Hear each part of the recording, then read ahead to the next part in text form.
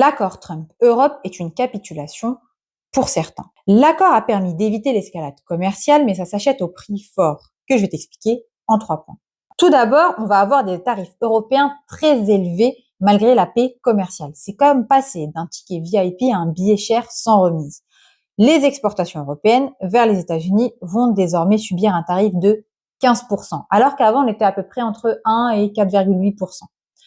Ça a évité à l'Europe une escalade jusqu'à 30%, mais ça a quelques impacts. Alors l'impact sur le PIB de l'Union européenne reste assez modéré, je vous l'accorde. Mais certaines industries, comme l'auto, la chimie ou encore la pharma, vont être fortement touchées.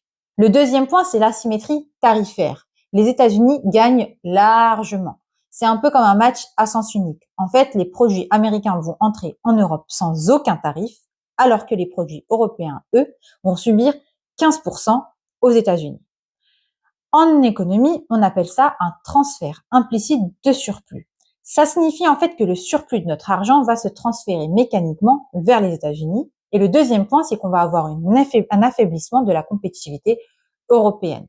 Le troisième point, c'est qu'on a des engagements financiers massifs de la part de l'Europe envers les États-Unis. En fait, c'est comme si tu achetais des billets pour un match sans être certain de le jouer.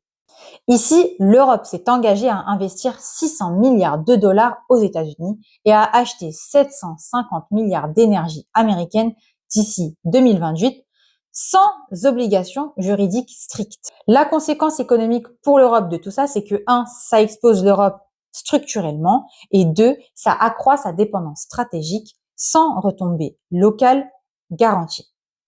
Et si tu as une version plus longue de la vidéo, je t'ai mis tous les détails dans la vidéo YouTube que je viens de sortir.